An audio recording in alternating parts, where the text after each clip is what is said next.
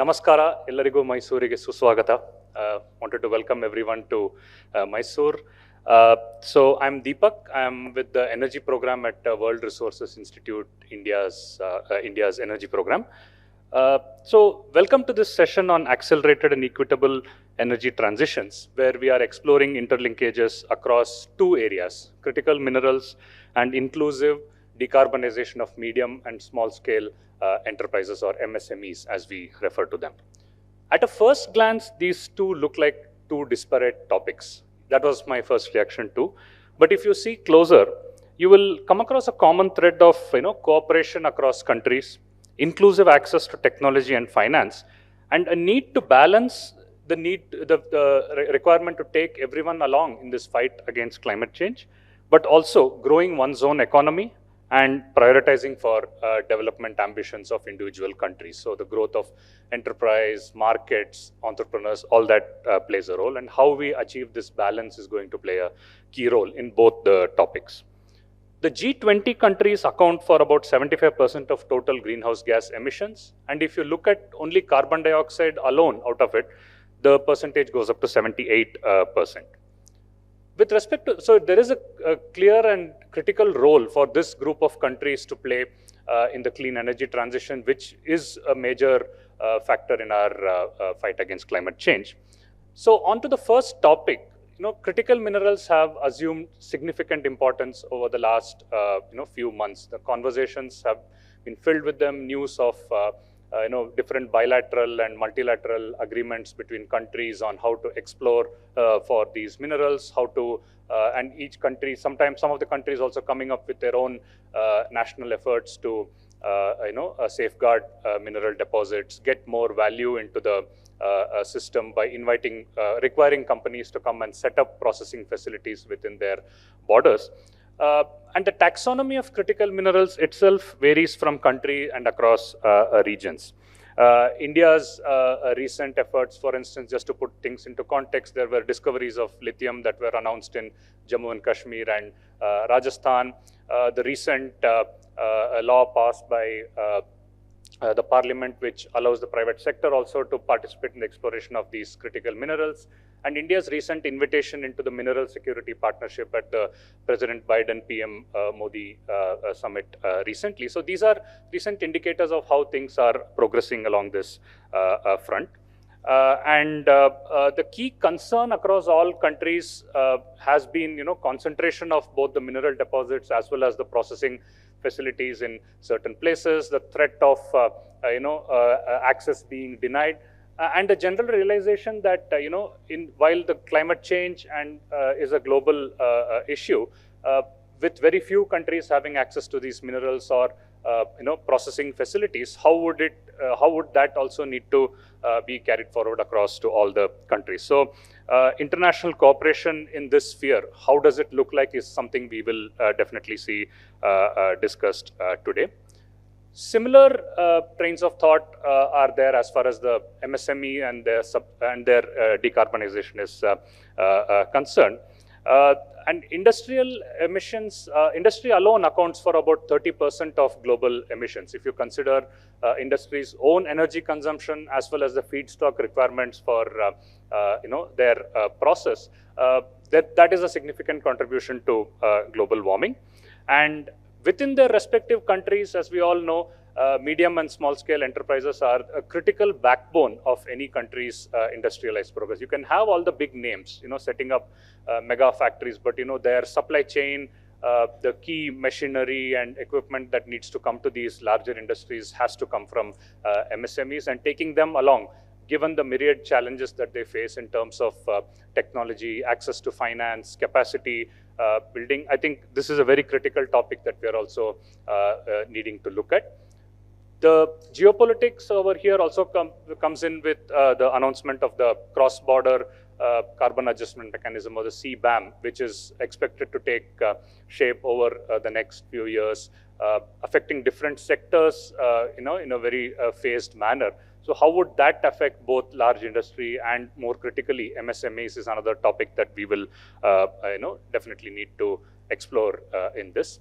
So I hope we'll have a great set of discussions, and please feel free to participate, quite eagerly, and make it a very lively and enriching discussions. To get us started, I would like to play a recorded message from Mr. Tae-Yoon Kim, a senior energy analyst at the International Energy Agency. Good afternoon. It's a great pleasure to present IEA views on this important topic at this important event.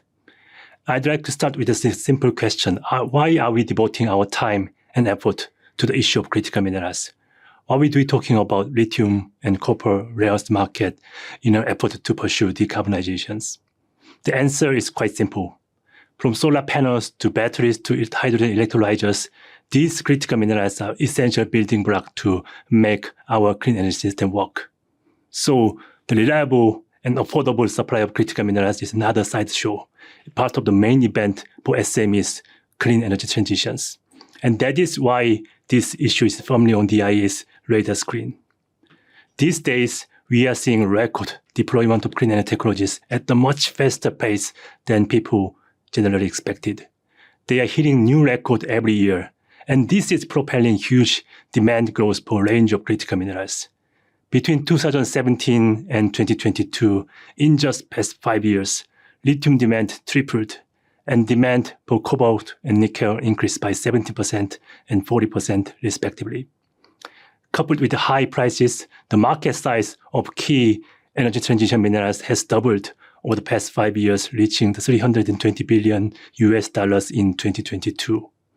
The clean energy sector is clearly behind this impressive growth story. But this is not the end of the story. Rather, this is the beginning of the journey. As we further accelerate the deployment of clean energy technologies, as in our net zero scenario, the mineral demand for clean energy applications could quadruple by 2030. And this rapid growth in demand is propelling the new opportunities for industry, but there's a catch. If there are inadequate mineral supplies, it can make our effort for energy transitions either slower or more expensive. Until 2020, the clean energy cost has almost been on an unbroken downward trend. But that means now raw materials, including minerals and metals, account for a larger portion of total cost of clean energy technologies than in the past. This means that any fluctuations or spike of mineral prices can have a major impact on the clean energy cost, and in turn, the investment requirement for SMEs to pursue the decarbonizations. Anyone looking at today's market can see what risks are. The surge in prices in 2021 and early 2022 reversed a decade-long trend of cost declines for a range of clean energy technologies. And this highlights the fact that affordability and speed of energy transition for SMEs will be heavily influenced by the availability of critical minerals going forward.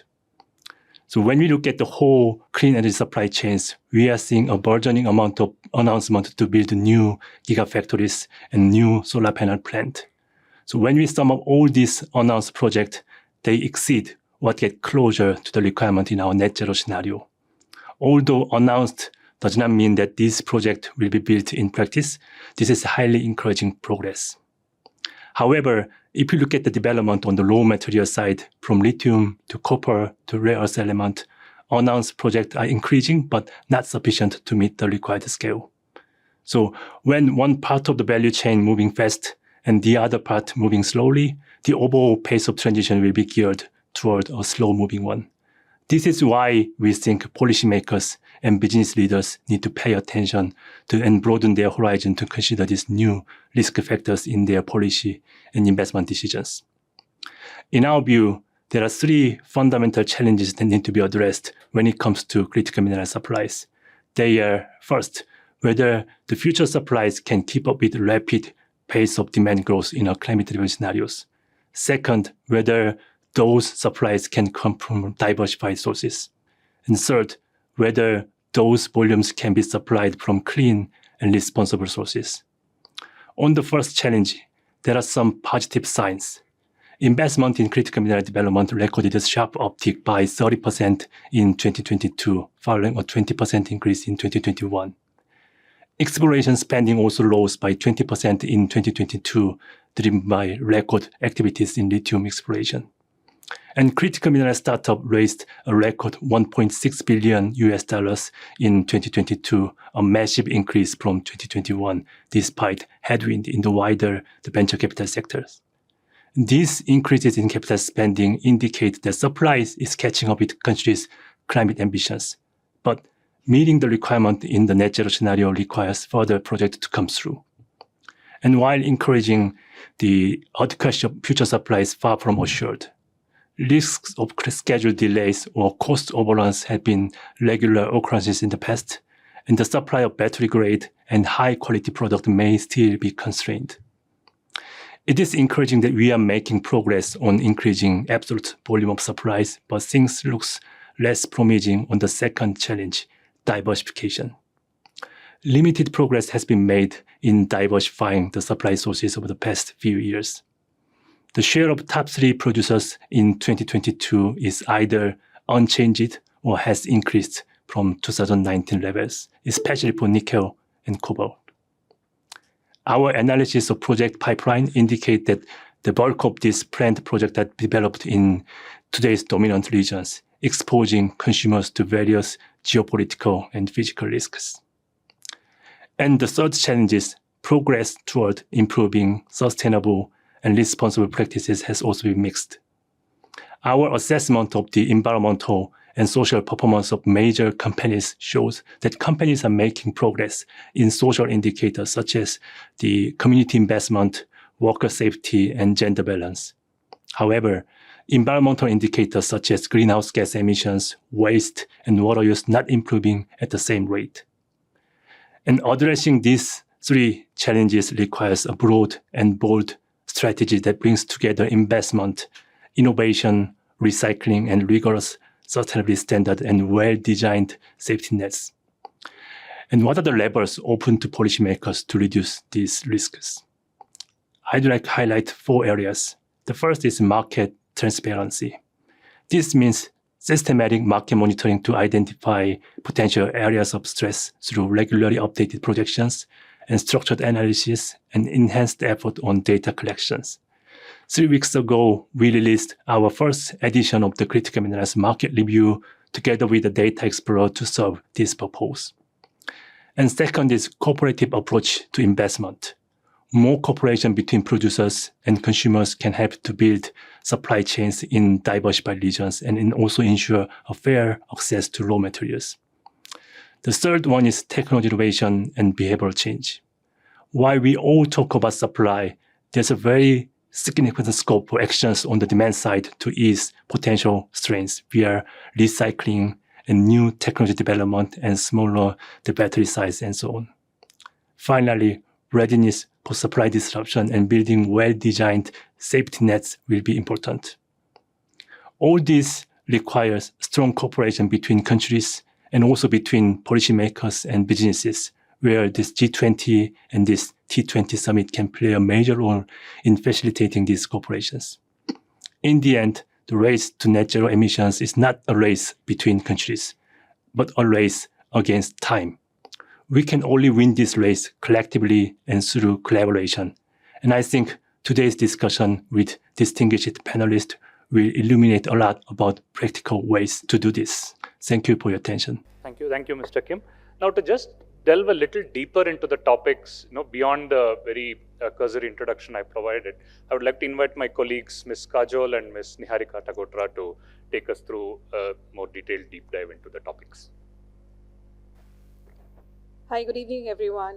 And thank you, Deepak, for setting that context. I will just elaborate further on setting the extended context of what we are going to discuss today, starting with the discussion on why industries and SMEs, and then moving on to the critical minerals and how they both are linked together.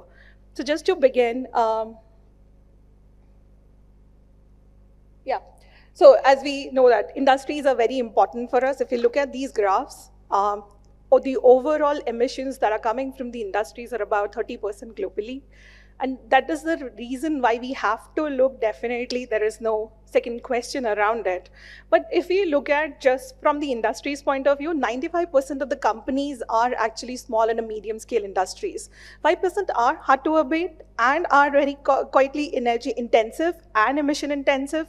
But if we aggregate and look at the small and medium size of industries as well, across the different countries like China, India being the second most largest MSME segment, China the first one, and then these becomes quite important, and there lies the overall employment of about 60%. So it's very important that we look at the small and medium scale industries. They have been the backbone of the economy, and that is where this whole discussion is coming, because somewhere we are talking about the large industries. Large industries are also putting out their targets. They are moving forward. There are alternative solutions. But for small and medium scale industries, that has always been a struggle.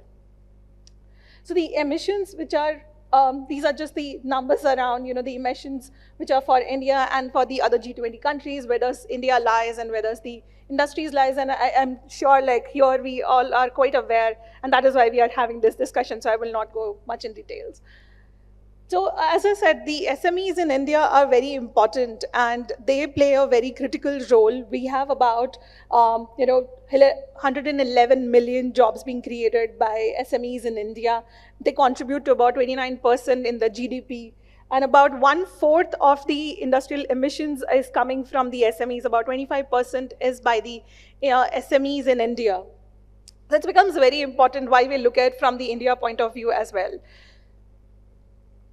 But when we look at the SMEs, we heard there are a lot of challenges and barriers which we need to overcome when we want to decarbonize the MSMEs and industries as a whole. The technology, the main center point comes as the technology, because the industries need to start adopting to the technology which is currently available maybe at somewhere else, because we don't want to reinvent the wheel. We don't want to look at, how we should be starting from the scratch, probably transferring the technologies from other countries. So what is the technology readiness level at different countries is very important. And that should be, when we are coming together as different countries, we learn from each other and then see that. And then when we talk about the technology, we also look at the cost which is attached to that technology. The SMEs are the one who doesn't come with the deep pocket, usually being run by single army person. They are very constrained on their resources. So how do we make it more feasible for the SMEs to look at from the financial point of view? There will be many other challenges also which the SME is going through when it comes to their financial background, either the credit score or looking at their, for their production, they have to put their credits over there. How for the technology becomes an important challenge. It's very something that we need to look at from the developing some financial models, which becomes much more easier for them to adopt some of these technologies. The another is the, looking at the financial incentives. When we are talking about reducing that cost, how do we bring in the better policies and financial schemes so that the industries can adopt and look at some of the better investments can be made from either from the policy side or from the private bankers. I can give you an example of, when we talk about some of these, even for the rooftop solar in India, if we have to go for a RESCO model, the renewable energy company has to do the investment in the solar rooftop model. For the smaller size, which is below 200 kilowatt, there are hardly any supplier which is available for make that smaller investment, because it's very difficult for them to do the small investment. They are always looking for a bigger ticket size. So that becomes very challenging for the industries to look at, like, from where should they bring in their finance. So this is very important. How do we make them incentives and how do we provide those financial support? Then another comes like, what is the main motivation for the SMEs? There are no as such any regulations. There are no as such any, schemes. Like for the large industries, we usually have cap and trade scheme in most of the countries. But in India, we don't have anything of that sort for the SMEs or for the small and medium scale industries. Although now we are looking at, probably by 26 or by October 2023, it will be more clear how the European CBAM, the Carbon Market Adjustment Mechanism, will play a major role, because there the industry slowly will start to adopt and might get motivated because most of the supplies which is going from India is towards the EU nations. So how they can then motivate further and can be pushed, because a lot of these push has to come from the top to bottom. That's not, somewhere the energy is not the priority. And the higher energy consumption they have, that overall impacts their cost benefits and their productivity, but somewhere they manage to find the ways and they're able to run with the same system. They are hardly making any changes. And the another is also the scalability and the infrastructure. How do we bring in the more conducive infrastructure and scalability for the small and the medium scale industries? Still, if we look at they are available in the cluster, but at the cluster level, they still behaves like the individuals. They're not collectively coming together and be able to do the implementation. We have tried the demand aggregation model where we collected the solar rooftop potential across different industries and try to reduce the cost. But that's like 1 or 2 pilots you will be able to do. But when they have to come together, it's always challenging because there is no anchor partner that they have who can put them together in one bucket and do it. It's usually being done by any third party, the industrial association or the other members who are present in the clusters are not being able to take that up. So these are some of the challenges. The another challenge is also around the skills which are currently available with most of the industries are very limited. The capacity building of the industries are highly challenging because they are only confined in their boundaries and hardly able to go beyond that. So these are some of the pillars of the decarbonization. It always starts with the main fuel, which is the energy efficiency. We have to first look at how do we provide a better efficiency improvement in terms of their technology improvements or with the slow or the low-hanging fruits, which gives them a quick and immediate remedies around it. Then the movement comes is to look at the alternative fuel, because when we are talking about the decarbonization, still heavily the industries are relying on the fossil fuel. So they have to look at the alternative mechanism, although there are a lot of studies which is going on to look at for the green hydrogen for that matter. But SMEs are not the priority as of now for the green hydrogen. It is the large industries which will be given the priorities. Then for that time being, what is the alternative where the SMEs can find the space and can look at the alternative? Is it the solar thermal, because the cost is still not very conducive, not many suppliers around it, or the biofuel, the briquette system. So how do we make that together to come for the SMEs as well? The another is the electrification. But when we are talking about some of these states like South Africa or India, where the accessibility is still a challenge, can we really think of electrifying the industries? The last is the carbon mitigation, the carbon trading mechanisms, and where the CCUS technology comes into play. So this is the another thing that we have to look at. So these are the 4 main pillars that we look at for the decarbonization of the industries. But we have to look at how do we bring that together. So these are some of the key things that we need to, how do we stir this whole conversation around and what are the key pillars around that? We definitely, because as we are talking about at the global level about the SMEs and when we are coming together for have a lot of collaborations, I think the way we have to look at from the knowledge sharing point of view, I think this is a perfect platform for that. When we are talking about what is happening in Brazil about the SMEs versus what is going to happen in the other countries. So these are something where we need to exchange our thoughts, what's happening, what cross-country learnings can bring in there. The policy, what better policies and frameworks can we develop, not just only for India, but for the other countries, especially for the low and the middle income countries as well. And then have the ambitious targets around it. Training and capacity building is very important because most of the SMEs, owners doesn't come with that. Apart from the owners, now comes the people who are going to be impacted with the transition that we are looking at. How do we upscale, reskills and upskills the labors for doing and taking up the newer technologies? And then the collaborations and the R&D, because the technology transfer from the other countries has to happen to the other, developing countries as well. And the mitigation finance and the government support for the scale and sustainability. I think we have to look at not just at the individualities, but at the scale and how do we balance the whole supply chain. I think that was also the message that came out from the previous speaker as well, that how do we need to balance, because we don't want like one segment is accelerating, the other segment is lagging behind. We all have to bring together everyone. I think I'll leave it here because we will now move on to the critical minerals and then linking it with the SMEs. Thank you. Over to you, Niharika. Thanks, Kajol. As a part of the work that we are doing at WRI, we are trying to unpack the critical mineral requirements for India's clean energy transition going forward. As such, we are trying to map a few things, including mineral criticality, understanding the supply chain vulnerabilities, and locating India in the global critical mineral energy transition landscape. First of all, we try and unpack what critical in the critical mineral signify.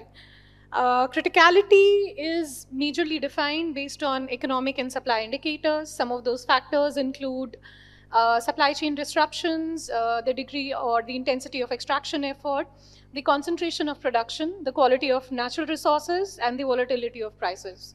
Some of the other factors also include country risks, geopolitical risks, recyclability and recovery, the advancements in technologies, and the substitutability of some of these minerals.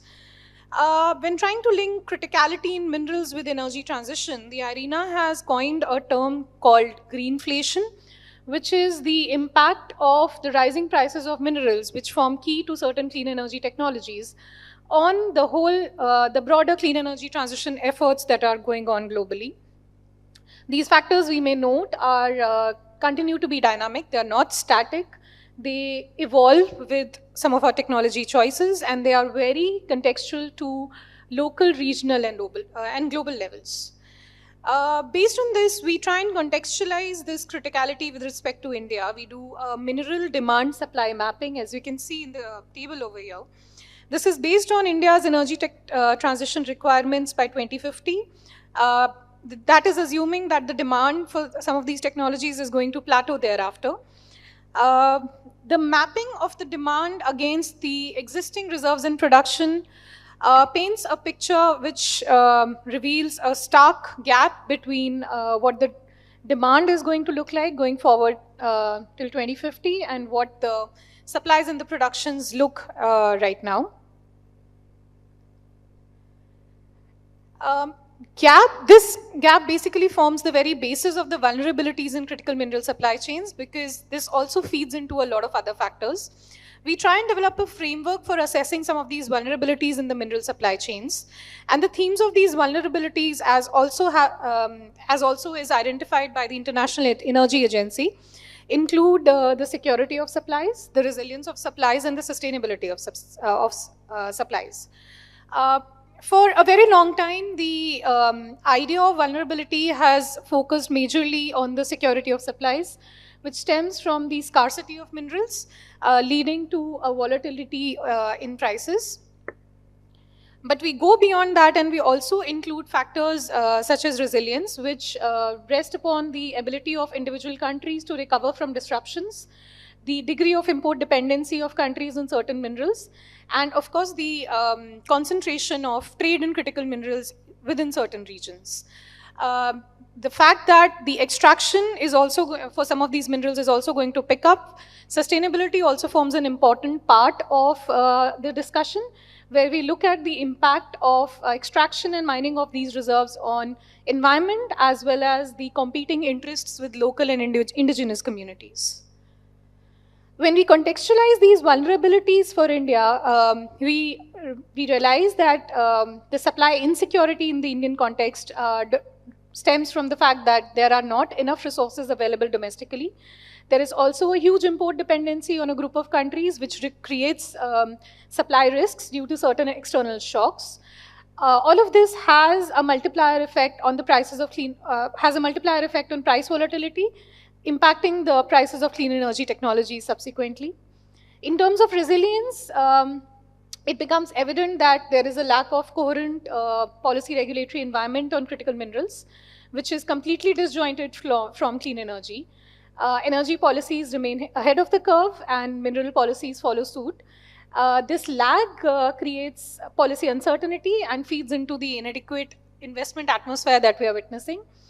There is also an urgent need for developing circularity in critical mineral value chains through enhanced recovery and recycling, a process that we also know as urban mining. In terms of supply sustainability, we can observe that right now the reserves are being discovered in geographies which are extremely fragile.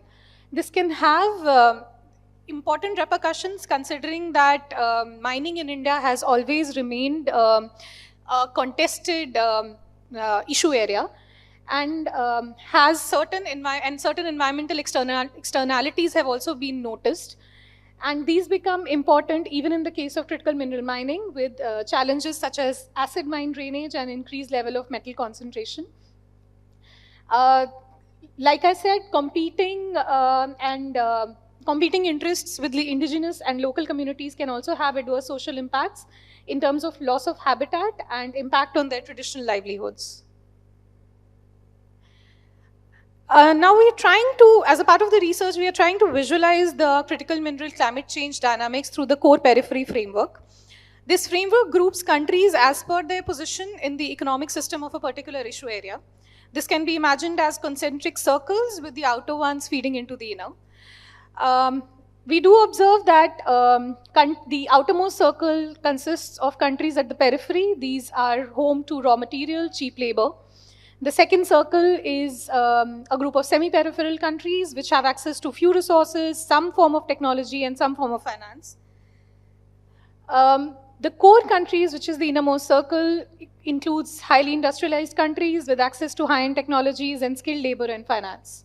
When we map this with respect to the value chains of critical minerals, we do realize that while the mining is concentrated or spread out, is concentrated in the peripheral countries, the processing and the final production of clean energy technologies, when we move up the value chain, gets increasingly concentrated in a handful of developed or core countries.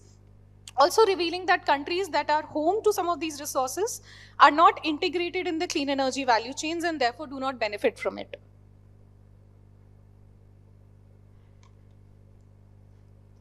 Now, this is also one important step that we take as a part of a research, is that we try and overlay the core periphery framework of critical minerals with the framework for climate change.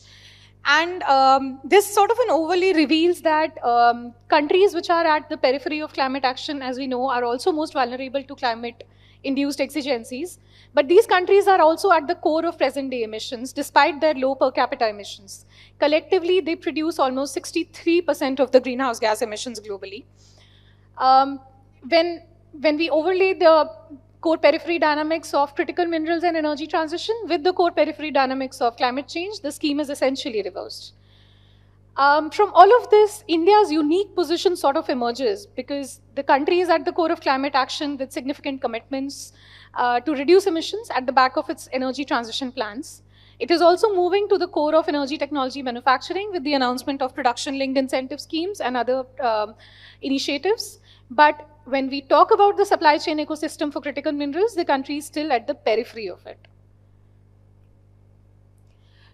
From all of these issues we examine with respect to India and the world, there are some key points which emerge for further discussion, which is that, number one, how are countries like India, which are right now shouldering the most, a huge share of responsibilities for climate change mitigation and energy transition, but are still at the periphery of critical minerals ecosystem, going to meet their future requirements of these minerals?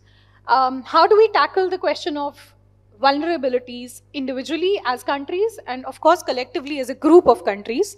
And finally, because this whole discussion is a part of the broader G20 discourse, how do platforms such as the G20, what role can they play in resolving the core periphery dilemma, especially in the domain of critical minerals?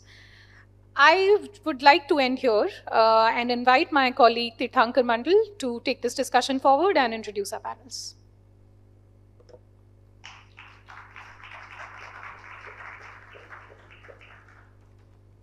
Thank you, and that's a great, I think, two sets of information. And as we said that we are going to link it over and highlighted that, look, one side of the story is actually about consuming and using the end products which are derived from these critical minerals in forms of energy technologies, but also there are challenges both across affordability, accessibility, and all of those things. It just doesn't stop at demand supply in both the sides, it goes beyond that. So with that note, I would like to call upon the esteemed panelists over here who are well-known experts in their own field, and we will try to address these questions. So I would like to invite Dr. Françoise Nicolas, who has been in the working in IFRI since 1990. She also teaches in Sciences Po in Paris, and she has been doing a lot of research around the value chain issues, around lots of in their economic implications and all of those things. The next speaker is going to be Dr. Stormy Annika Midler, who is the Executive Director of Aspen Institute at Germany. Dr. Milner has been also, in her earlier role, has been the G20 Sherpa, who dealing with the global economic dialogue during the German presidency. So welcome, Dr. Milner. I would then like to invite Dr. Fabio Vera Soares, who is the researcher at the Institute of Applied Economic Research in Brazil. He is an expert on the social sector issues, poverty, inequality, and inclusiveness. Extensively worked on the Latin American countries as well as in Africa and other developing economies as well on those issues. And our last panelist is Dr. Moha Mukherjee, who has been an expert throughout her career in the project finance, working on the MSME sector, clean energy issues, and currently as a research fellow in the Oxford Institute of Energy Studies. She has over 25 years of experience on those fields and had been working also an ex-World Bank senior official who has been dealing with all these issues across countries globally and all of the other issues. So welcome, give a big round of welcome and applause to the panelists. I will get on to the discussion.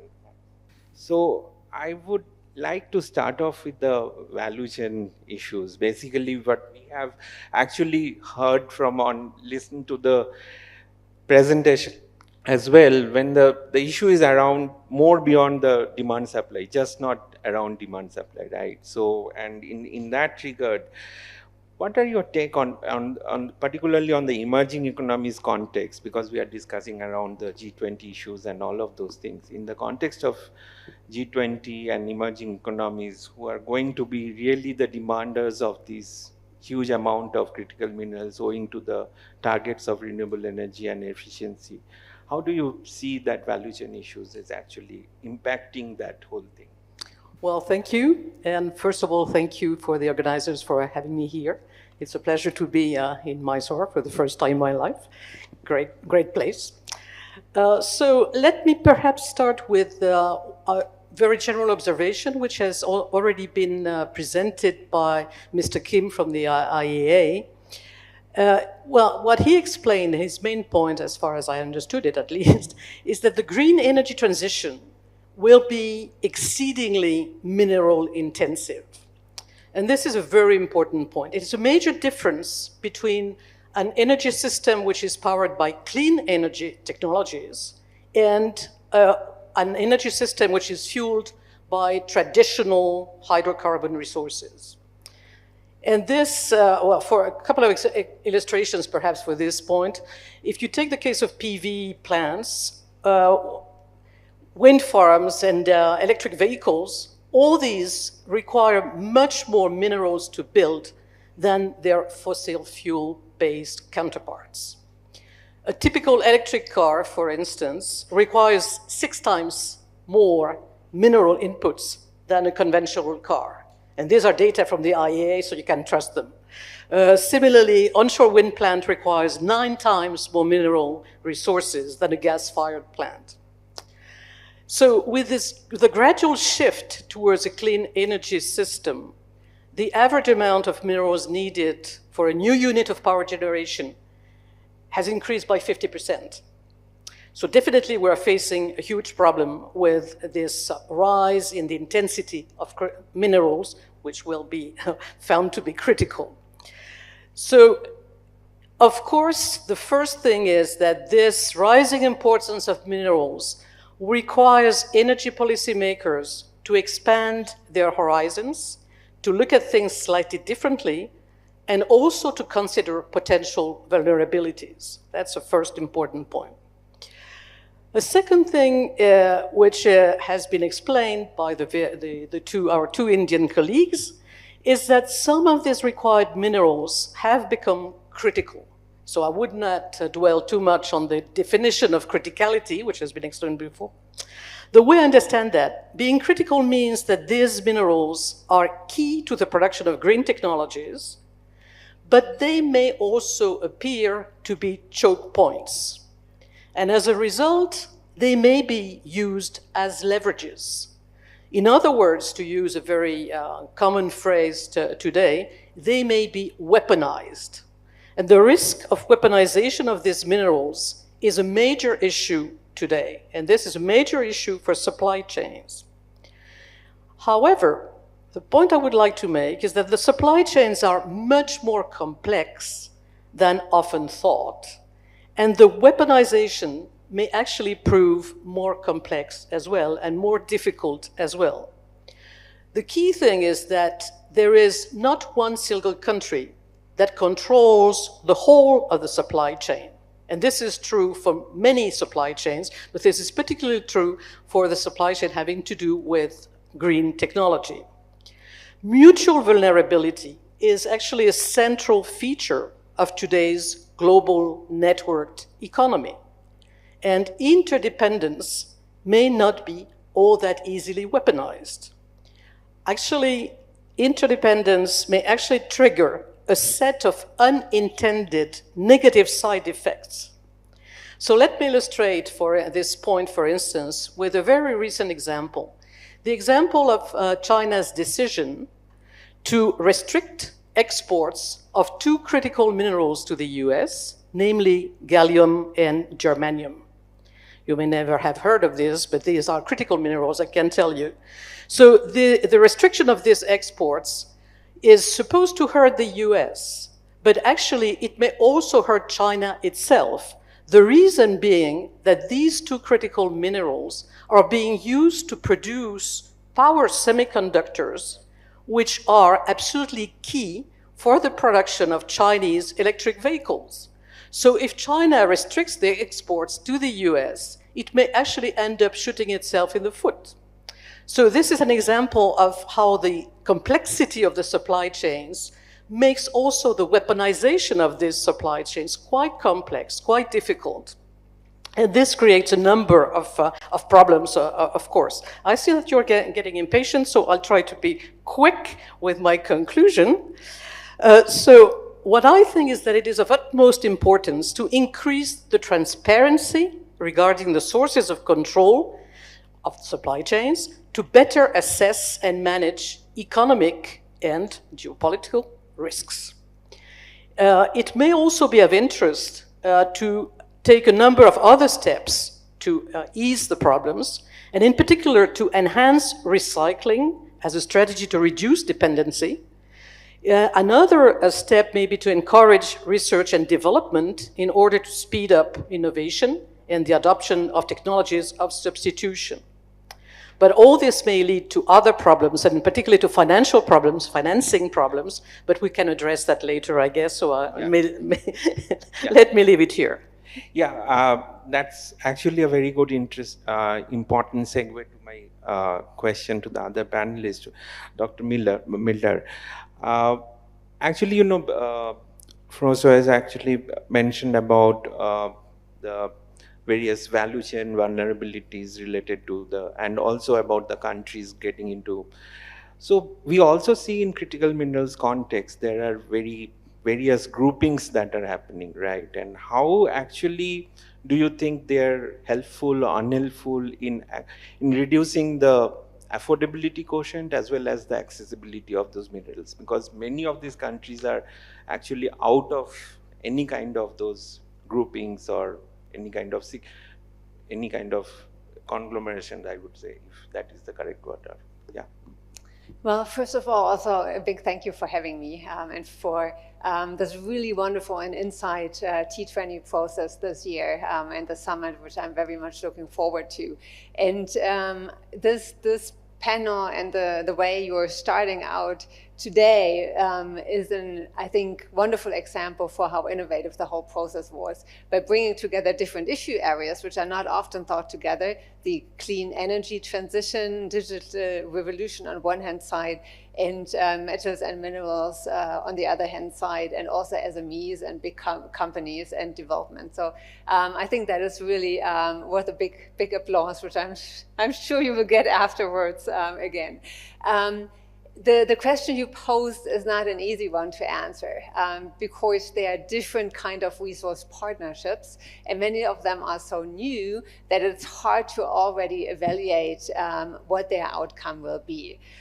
So I want to contextualize a little bit and pick up on quite a few issues which we have already heard. So first of all, it's not the first time that we are talking about metals and minerals and criticality. And it's also not the first time that countries are concluding such resource partnerships as we are seeing today. I can remember in the early 2010s, 2010 and 2011, Germany, for example, already concluded some of these partnerships with Chile and with Kazakhstan. And the reason back then was that prices for quite a few metals and minerals were going up. And also China restricted the export of rare earth with pretty tough consequences for value chains, especially on Japan and interruptions. And that already created much more sensitivity for the issue. And there was more talk about what kind of instruments could be applied, such as reserves, for example, resource funds, strategic partnerships being one of them. But then we entered a period again, 2014, 2015, when the issue went to the back seat again, prices went down, interventions were a little less again. And so the issue of resource partnerships wasn't pursued as strongly anymore as in those first couple of years of that decade. So that has changed massively. So right now we are seeing almost a run on those partnership ideas, strategic partnerships, and so is the German government, which just put out a new framework for resource policies, metal and mineral policies, and also in our new security strategy, there is quite a lot on strategic partnerships in there, and also with regard to metals and minerals. And so what has changed? What has changed, and we've heard that from all previous speakers, is that because of the energy transition and the digital revolution, there's a huge increase in demand for certain critical metals and minerals. And we already heard the numbers. So just a brief illustration also on my side, under a Paris Agreement scenario, the International Energy Agency projects a 90% increase in the demand of lithium, for example. And we also heard a 40% increase in the demand of copper and a 70% increase in the demand of nickel and cobalt.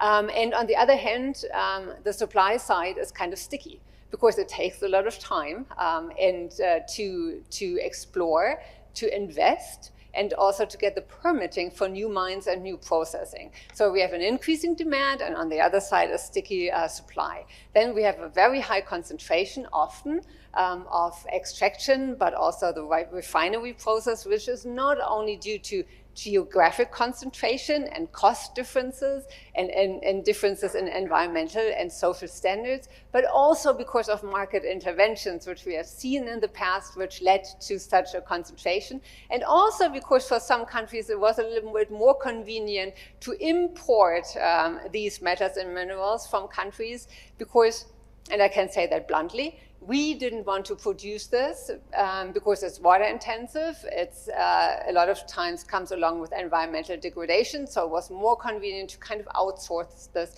to other countries. So this also is a reason for the concentration.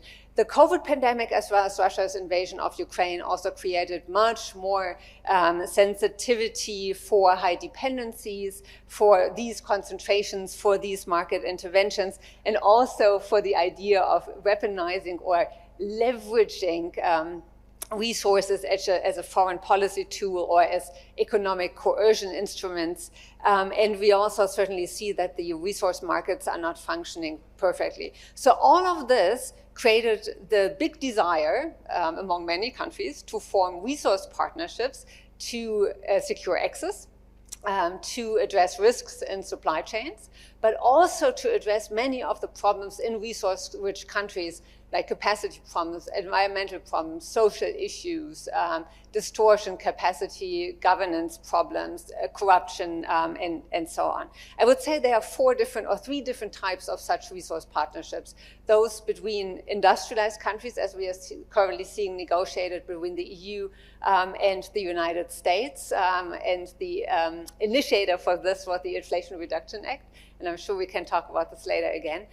Then those with a very strong development focus between industrialized countries and developing countries, and those between the global south, like between China and some African or Latin American countries. They all have different goals, ambitions, and different policy instruments they're using. And that's why it makes it so hard to answer that question in a general way. So let me end by just identifying a few criteria which I think such partnerships need to follow. First of all, I would say they need to be inclusive rather than exclusive. So they need to be open.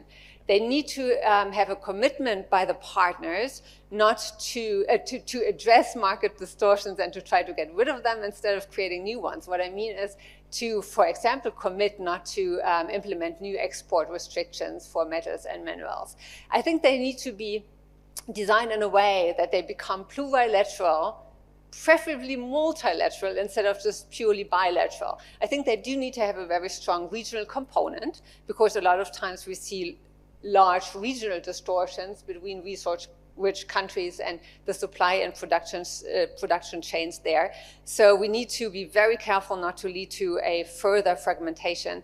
They need to have a strong development focus so that we avoid a second resource curse, as we have seen in the past. And I think what is really, really important, they need to consider all sizes of companies, as we heard earlier on. And not just to create transparency with regard to resource market, but also on the metals and minerals sides, but also create much more transparency with regard to the different actors on the resource markets. And that is my very last point. Small, medium enterprises are the backbone of many of our economies, also the German economy. We are seeing a stark increase of new regulations and laws and due diligence laws. And while I think that is really important and the right way to go, it also creates a huge new burden, especially for small, medium enterprises, especially if we have tons of different due diligence laws. And I think resource partnerships could contribute in a positive way to harmonize different due diligence approaches. And I'll leave it with that. Yeah.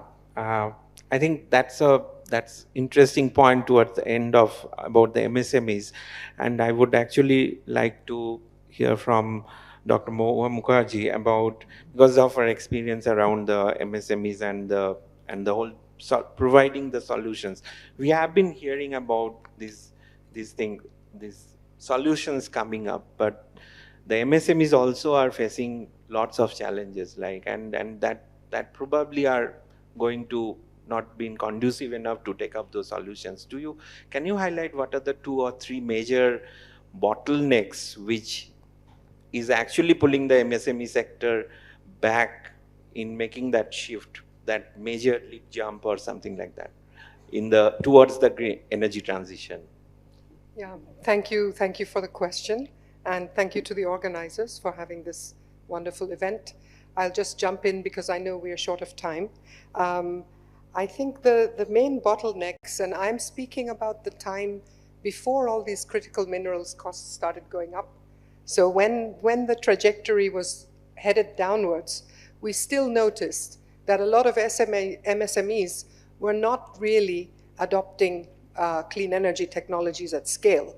So the question was, why weren't they when it was a good deal? I have some insight into this because I'm on the board of a impact investor, and we tried to lend for clean technology adoption. And so we got a ringside seat for why they weren't doing it. And to put it very bluntly, and this may come as a shock to many people who love clean technology, what we are offering and the delivery mechanism is not a value proposition from the MSME's point of view. If they ask 4 questions, some of them may be okay, positive answer, but the last one of the 4 is definitely a big no. And until we fix that, we are not going to see them lining up for clean technologies. So the first question is the cost per month going to match my electricity bill currently, or is it going to be even a little lower? But it definitely shouldn't be higher. So that one is a maybe. The second one is it as reliable as what I have now, where I just plug in and forget?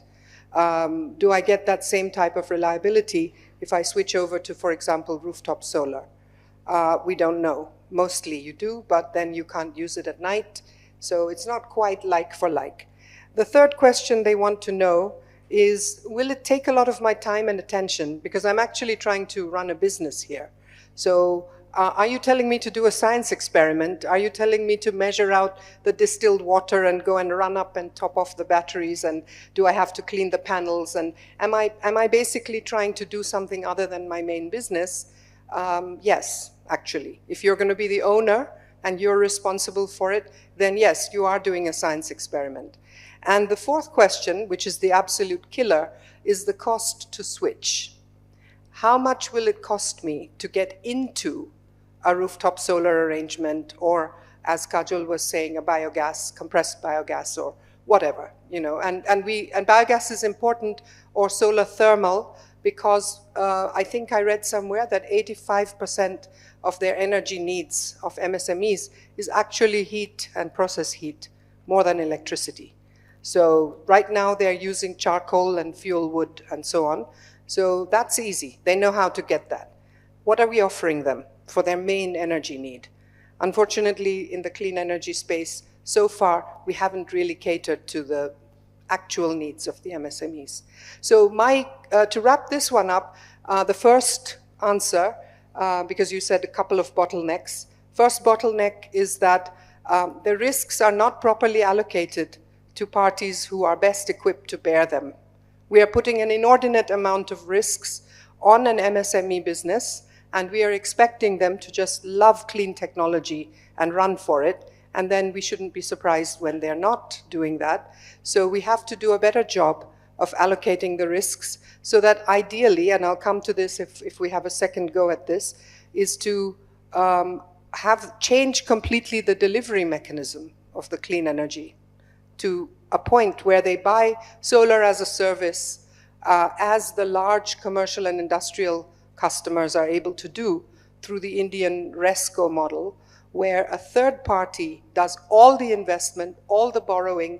They are basically an independent power producer on your roof, and you have no entry costs. If you're a large, successful multinational factory, you just buy solar kilowatt hours, and that's it. You don't invest in the equipment, you don't own the equipment.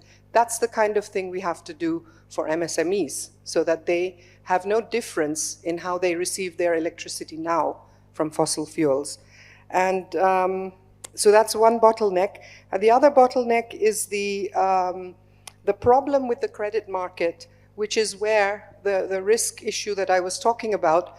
If you're a lender and you are facing 1,000 MSMEs, because obviously we have to aggregate. Nobody's going to look at one at a time for the 200 kilowatts that Kajol was talking about. We need to have an aggregation mechanism, which is quite common in India now. So an investor would say, okay, here are 1,000 MSMEs, or a lender would say, I know 10% of them over the life of the loan will have difficulty repaying the loan, and maybe 5 or 6% will actually default. The problem is that I don't know which are these 5 or 6%. So I don't lend to anybody. This is a huge problem, and we need risk support, we need first loss support, we need essentially to handhold the investor in order to help them to manage that risk so that they don't have to care who are the 5% or 6%, because they're covered.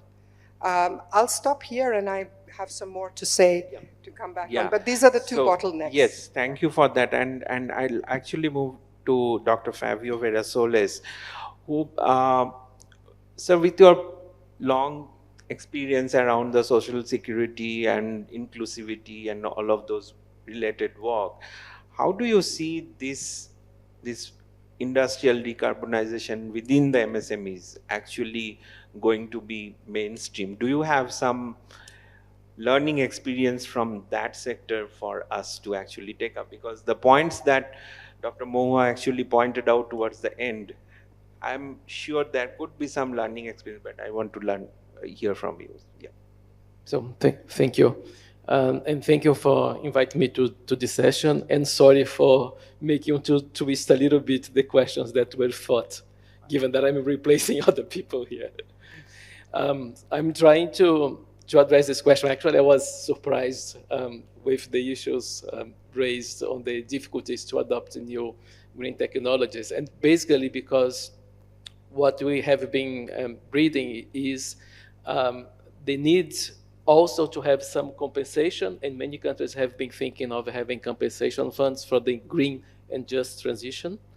But mostly think on the phasing out of the old industry and not for the coming in of the new industries that actually require new capacity and new ways, and we could include new ways of convincing people to switch from the old type of energy to clean energy. So for the SMEs, I would think that one possibility would be to look at it in the same way that we look at extensive service in the rural areas. So we have people that facilitate the adoption of new technologies. Something similar could be also thought in terms of supporting, especially the micro and the small firms, to adopt clean technology. So of course, we also need to address the cost aspects and the difficulty on that. But if they need to learn, and if they need to learn the new ways to deal with this clean energy, so we should build the skills that are necessary for that. And this is quite important as well, because we don't want to put these firms out of the market, especially if we're going to have security issues in ensuring that price volatility of critical minerals will not translate in high electricity bills for the small, the micro and small enterprise. So in that sense, we should also regard as a sector that's quite important in terms of employment generation. So policies actually to extend social protection. And for social protection, I'm not referring only to, for example, unemployment benefits and other types of benefits that are traditional, but also in terms of upscaling the skills of workers, and perhaps they need actually to move to other sectors. So basically, I would say that, so we should have support for the micro and the small one to facilitate the transition process, but also think about the workers that would be displaced. The other point is that in the presentation, we saw there was lots of emphasis on the indigenous population, on the issue of the land, but also we should think on the environmental, the social, and the governance. And on the social, we also need to look at the labor's rights. So especially in the countries that are where we have the exploitation of the critical minerals, we should look whether these workers are having the rights that the local legislation actually entitled to them. That's another aspect that's quite important. Yeah, I think that's a nice segue into the second round, where we will actually talk about some of the facilitative arrangement in the whole, because this one we highlighted about the issues over there, and in coming back to the facilitative arrangement, Dr. François, you mentioned about the financing aspect, right? In your parting remarks, and I was actually interested about, there are various different types of financing currently available. You have the FDIs, you have the DFIs, you have the MDBs as well. Lots of people, lots of entities actually working in the same space to actually do something better. So So, and then we have the private financing on the top of it. How all of these things does actually make the sector or the critical mineral sector affordable and accessible from the current level, or what is your thoughts on it? Okay, before I respond to a question, I would just like to add something to what my Indian fellow panelists said. And I think that it was very important what she said about those deciding at the end of the day are companies. And you know, I think that is a very important point, which is valid for a number of other issues. You know, governments can only do so much, but at the end of the day, those making the decisions are the companies. And so what the governments must do is push the companies to go in the direction that they would like see them to go, but it's not always easy. But you have to be aware that it is really the companies that decide, and it's the same thing for the resilience of supply chains. You may do whatever. If the companies, you know, are not favorable to this, nothing will happen. So I think it's a very important point that you made. Okay, coming back to your question about financing. Well, I think that given the magnitude of the financing required for this energy transition, necessarily there will be a large part of public funding. However, the problem is that public funds are limited by definition, and so there is also a long lead time for projects in this area, in this sector, and so the response is definitely a combination of public and private funding. So blended finance is certainly the way to go. But I guess more importantly, as I explained before, due to the complexity of the value chains that I highlighted for the production of these critical mineral-based products, I think international partnerships are very much needed as well. And this is particularly relevant since both the critical mineral producers and the users or consumers would contribute to the financing. So international partnerships are certainly the way to go. And actually, if you look at the reality, you see that in a number of cases, such partnerships already exist. If I take the example of Korea, for instance, what we see that there have been partnerships involving both governments and companies. And this is the case for the production of rare earth elements, with the South Korean government pushing companies into engaging in joint ventures with Australian companies with the support of the Australian government. So all four partners are working together, pushing in the same direction, and they partner so as to try to reduce their dependency on China. And so you have these industrial partnerships, which are private industrial partnerships, but with the support of governments, and governments from both sides. So I think that's really the key to this kind of problems. Yeah, I on the same vein, actually, I would like to bring in Dr. Moha over here, because she mentioned one on her parting thoughts on the first round, actually, is that credit is an important element or important barrier, if I may use that word. But what do you think in that respect, these kind of partnerships or these kind of support mechanisms, do they actually facilitate, or do you have in your long career or long practice as a practitioner, do you see any kind of these successful mechanisms coming up where G20 actually countries can actually take examples or lessons from it? Yeah, thanks for that question. I think that we have to look at what it is that we have to de-risk. So if we want to adopt a utility-like model for clean energy and for SMEs as the customers, so we want to say that we need to find third-party investors who will take a loan and will buy thousands and thousands of rooftop systems and then install them on SMEs.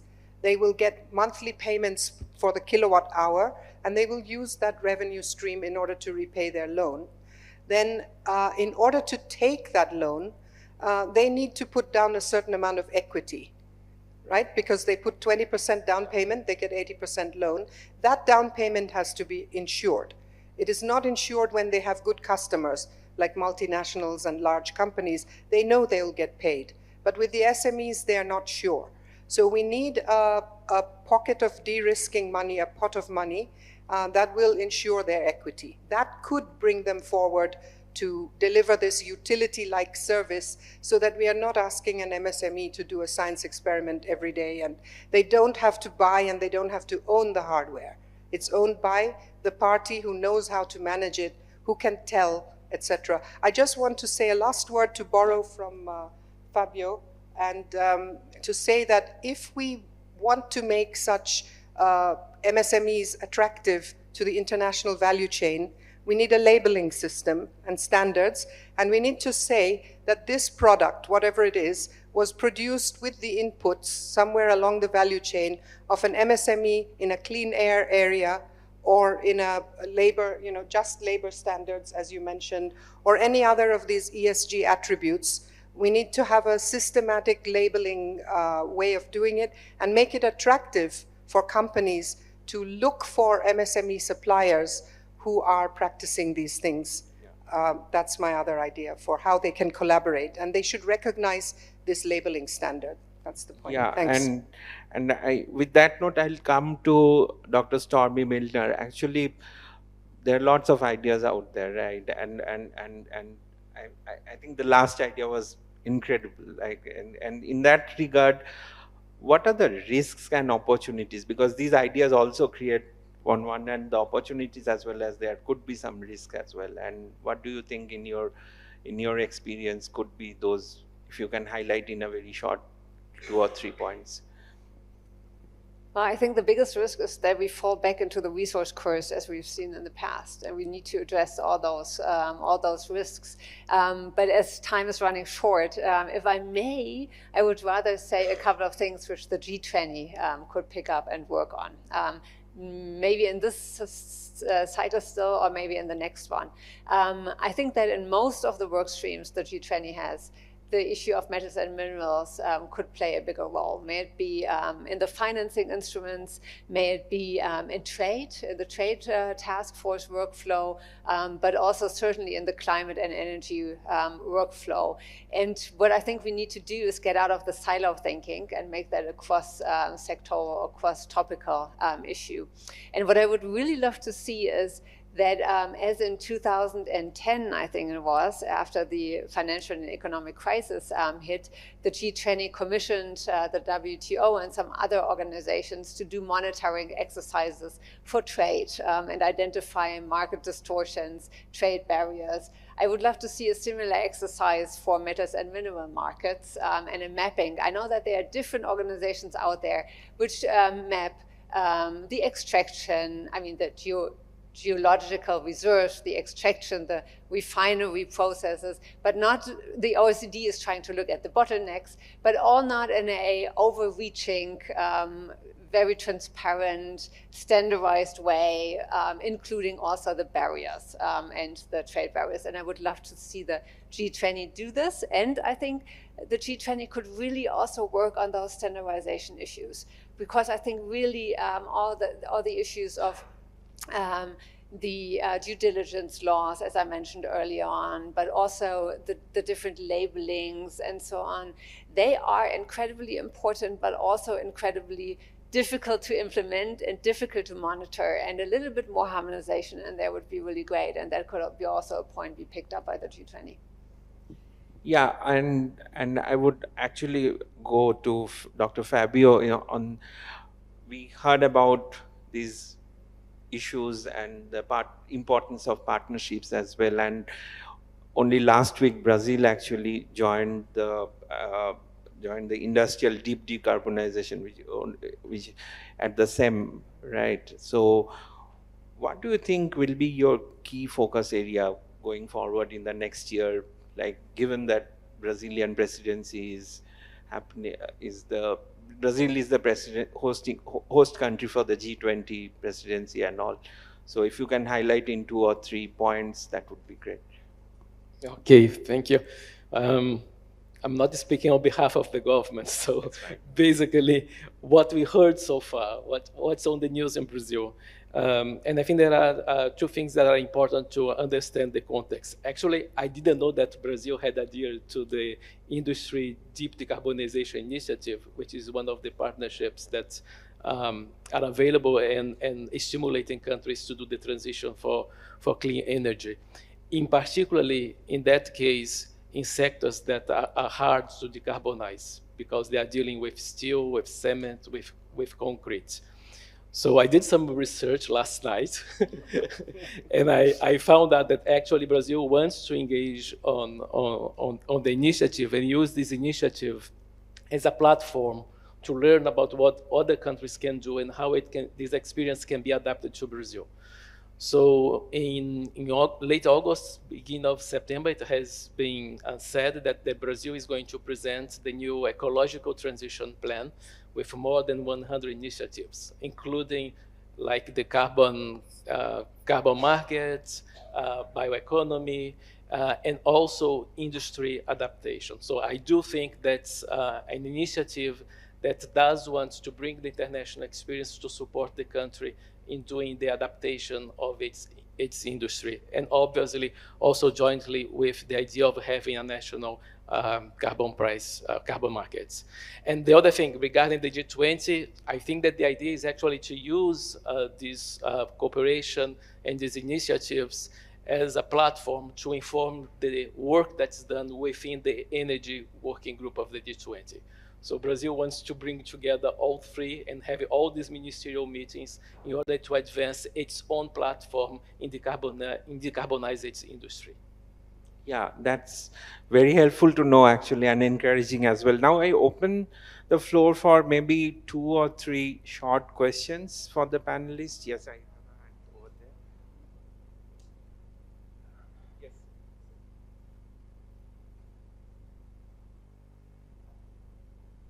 Hello, I'm Anirudh Dinamda. I'm from Center for Health Diplomacy from Manipal University. I wanted to ask a question to Franca and Nicholas, ma'am. In the first round of the discussions, you mentioned that interdependence leads to weaponization. And on the second round, you mentioned that partnership is the way forward. So, I wanted to know, how can nations and industries establish partnerships without being interdependent on each other and avoid the weaponization of these critical elements? Right away? Okay. Well, let me put things straight. What I said in the first round was that interdependence may lead to weaponization. It's not automatic. Okay, but therefore it offers a possibility of weaponization of this interdependence. What I immediately said, though, was that contrary to what a number of people think, weaponizing interdependence may not be all that easy in the context of a globalized economy as we know it today. Because the value chains are so complex that you may want to block the chain at one point and then you end up being blocked yourself. So, it is more complicated and you have backfiring possibilities. This weaponization appeared to be something extremely tempting, but this may not be all that easy. That's what I said. Then I was pushing for partnerships, and partnerships are, of course, possible when the various partners see eye to eye or have converging views, and in which case, weaponization is out of the game. So there is absolutely no contradiction between the two things. But partnerships are certainly the way to go, because on your own, you can do much. And precisely if you really understand what the interdependencies are all about, if you recontrol, first of all, identify, secondly, understand what is the exact nature of the interdependencies, then you are in a better position to see whether partnerships are possible at all or not. And so that's why I was pushing for a better understanding of what the value chains actually are, or of the nature of interdependencies. Okay, is that clear? I hope it is. Yes, ma'am.